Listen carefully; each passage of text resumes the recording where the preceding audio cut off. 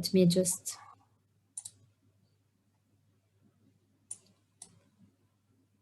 Okay, so you can start now. Hi, everyone.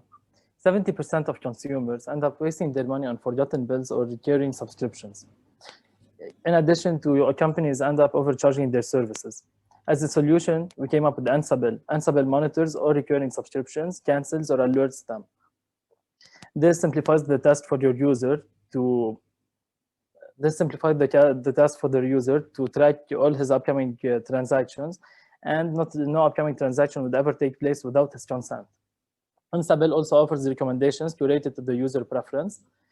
By recommendations, we mean advertisement and a robo-advisor. The robo-advisor would track all his fees. So, for example, if the user is paying $60 instead of $40, the robo-advisor will alert him. Leticia, she's the graphic designer. She's the one responsible for all these beautiful designs. Isa, he's the computer scientist and our developer. And I'm also a computer scientist with a business background. I'm taking care of the business side. The thing about Ensabill is that it started with a personal experience. One day I was subscribed to a free trial for Audible. After a month of not using the service, I was charged $14.99. I did the research about the problem for a refund and discovered that it was a global problem.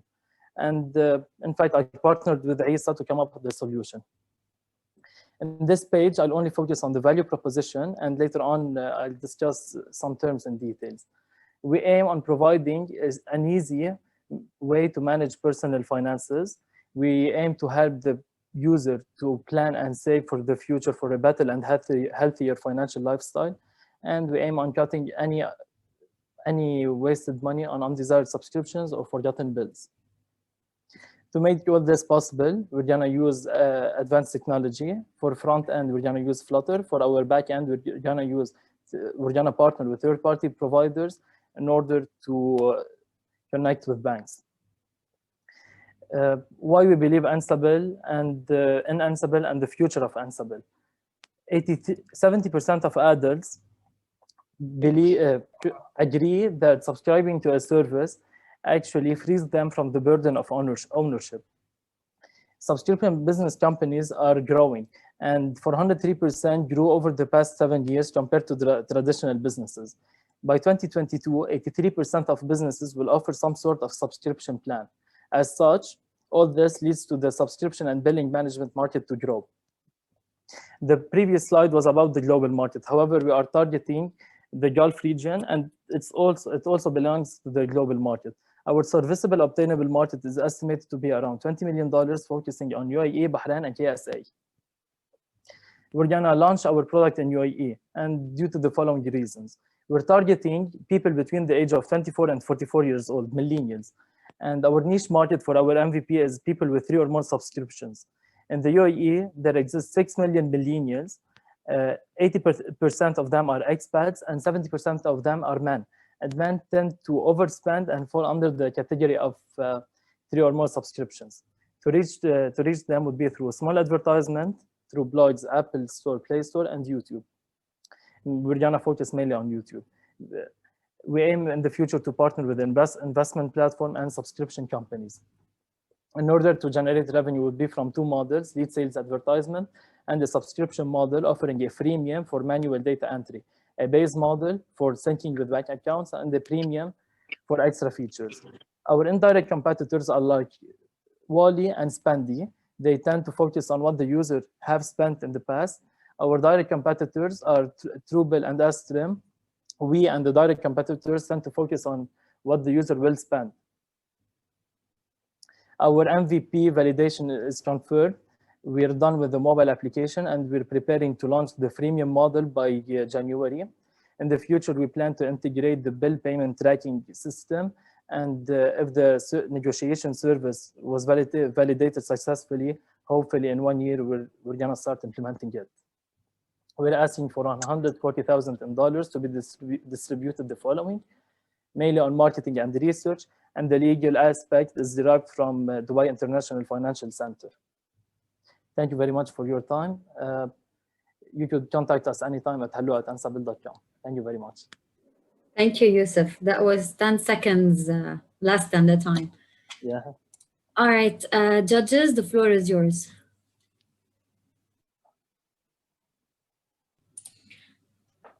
Hello, Yusuf. Douglas Honor here. Thanks very much. I like the idea a lot. It's something that makes quite a bit of sense. Now, really, just one question.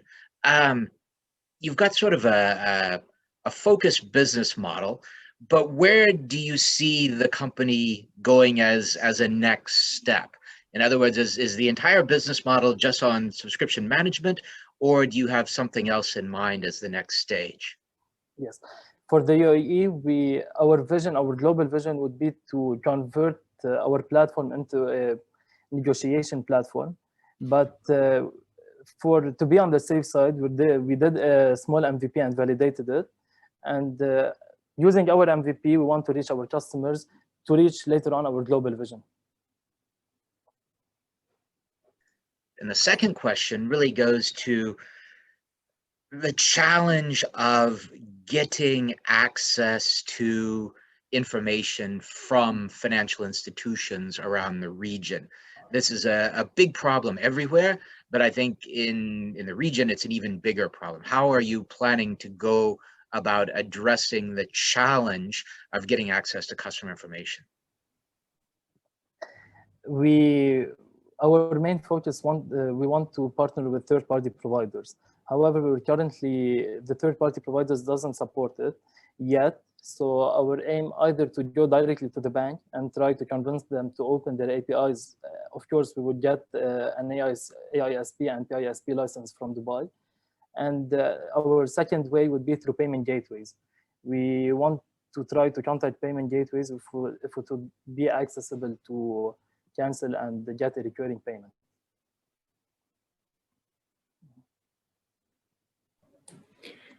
Any other questions from the judges? Yes, Melissa, please. Go ahead. Thank you, Yusuf. Thank you for your presentation. The idea is great. But actually, I have two questions. The first one is, and to rebound also on the question asked by Mr. Douglas, about the viability of the business model. Actually, as we can see, there is an opening break linked to the strong dependence on the goodwill of banks in order to access to APIs. You have mentioned that you will be directly linked to the bank account of consumers. So how to deal with that? How to access to needed informations? You mean to access needed information from the bank accounts? Yes. It would be, there is a model taking into consideration PSD2. They already implemented a specific model to aggregate data. Also, similarly, would be in the UAE. Already other tech companies were able, like DAPI and Salt Edge, they are able to get the data from the banks. You only need a license from Dubai to be able to do yes, but you will depend on the goodwill of the bank to share this data. Yes, of course. If we went directly to banks. However, we are currently studying two solutions. Either go to banks in the UAE or using payment gateways to get from the merchant to get all recurring payments using the payment gateway company. Okay, fine. The second question is about the measures to put in place to protect consumer data. Here we are dealing with confidential data, so how to confirm the good use of the data that will be generated over the years. Everything would be licensed. Everything would be under regulated from Dubai Financial Institution, the IFC. So there is some regulations we're gonna comply with, of course. Data, relating to the data, no. The user would kind of approve that we could use the data however we like, but it would be under anonymity. That's what you're asking. Okay, thank you. Thank you.